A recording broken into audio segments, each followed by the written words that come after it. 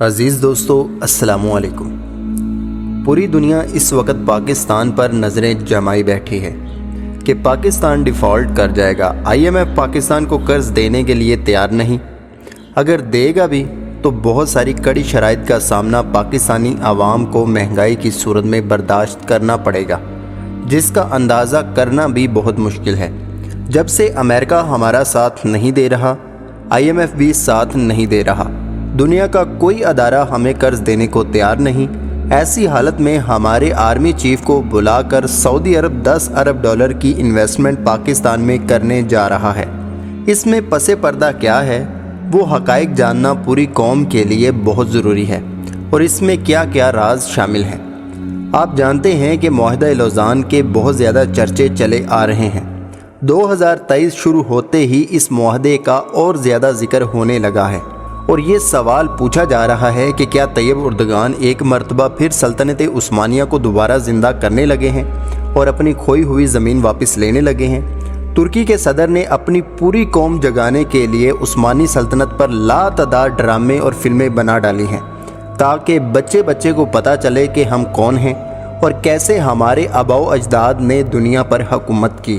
Tayyip Erdogan کے بارے میں ایک اطلاع یہ بھی ہے کہ یہ سال 1980 میں اسلامی مذہب پسند لوگوں کے زیر اثر رہے ہیں۔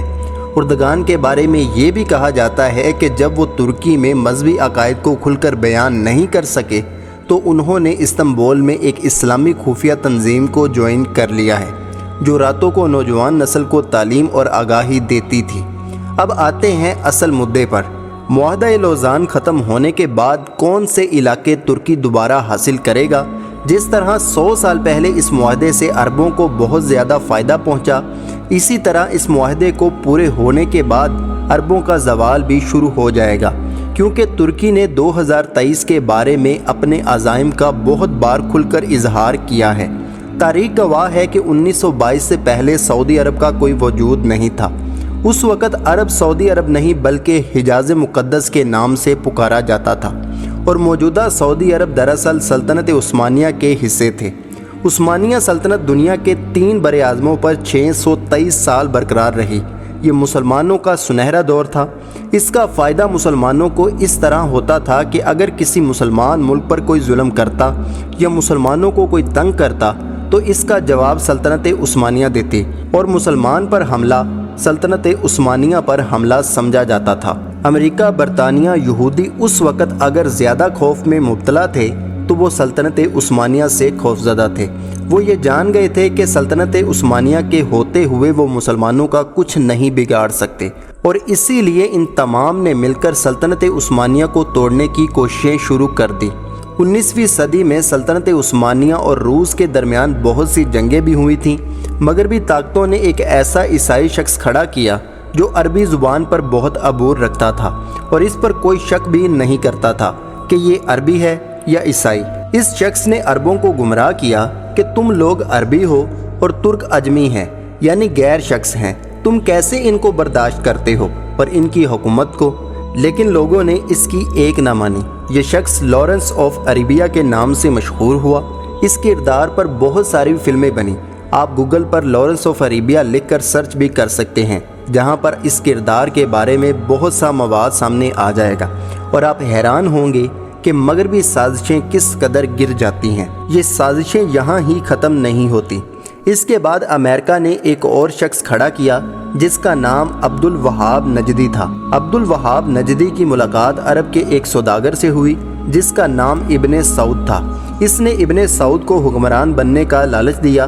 کہا جاتا ہے کہ ابن سعود نے مکہ، مدینہ اور طائف میں عثمانیہ سلطنت کے ساتھ جنگ شروع کر دی تھی، جس کے باعث مکہ اور مدینہ میں ابن سعود ڈاکو کے ہاتھوں بہت سے لوگ شہید ہوئے اور خوف و ہراس پھیل گیا، جس کا سلطنت عثمانیہ نے خود جائزہ لیا، اور غور و فکر کے بعد اس رزلٹ پر پہنچے کہ دشمن نہ صرف ابن سعود کو استعمال کر رہا ہے بلکہ عالم اسلام کے اتحاد کو توڑنے کی سازش کر رہا ہے، جس پر سلطنت عثمانیہ اس لڑائی سے دست بیدار ہو گیا تاکہ مقدس مقام مکہ اور مدینہ میں بے قصور مسلمانوں کا خون نہ بہے اور مسلمان آپس میں خون ریزی سے بچ سکیں۔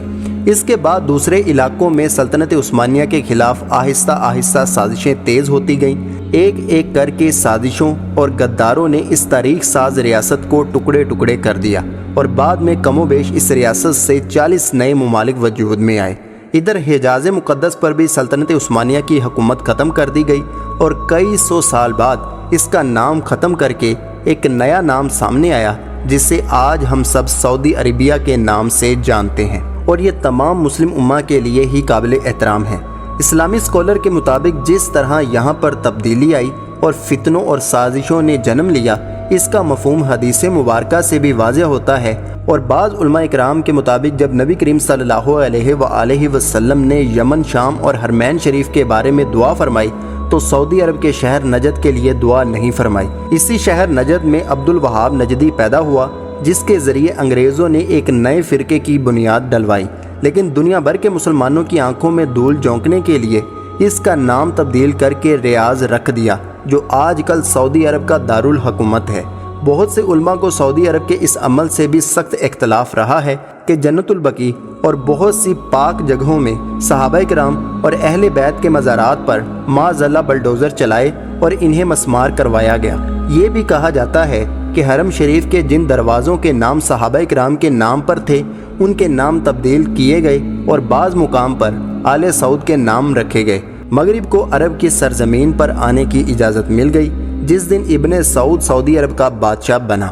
اس دن ایک جشن ہوا۔ اس دن امریکہ، برطانیہ اور مغربی ممالک کے سربراہ مبارکباد دینے پہنچے۔ جس عرب کے نام سے مخالفین کانپا کرتے تھے، انہی ممالک کے ساتھ سعودی عرب نے اتحاد بنایا۔ اب ترکی دوبارہ قبضہ لینے کے لیے دوبارہ کوشش کر رہا ہے۔ معاہدہ لوزان جولائی 2023 کو ختم ہو رہا ہے۔ ترکی اب دوبارہ اپنا حجاز لینے کی تیاری کر رہا ہے۔ دوسری طرف سعودی عرب امریکہ سے اتحاد توڑ چکا ہے اور خطے میں نئے اتحادی ڈھونڈ رہا ہے، اور اس وقت چائنا اور روس کی طرف دیکھ رہا ہے۔ اور اگر کوئی سعودی عرب پر حملہ کرتا ہے تو نہ تو اس کے پاس کوئی بڑی فوج ہے اور نہ ہی ایٹمی ہتھیار۔ ایسے میں اسے ایسا اتحادی چاہیے جو اس کے ساتھ کھڑا ہو اور سعودی عرب پر حملے کو اپنے اوپر حملہ سمجھے اور سعودی عرب کا ساتھ دے سکے۔ تو وہ اتحادی کوئی اور نہیں بلکہ پاکستان کو ہی بنانا چاہتا ہے۔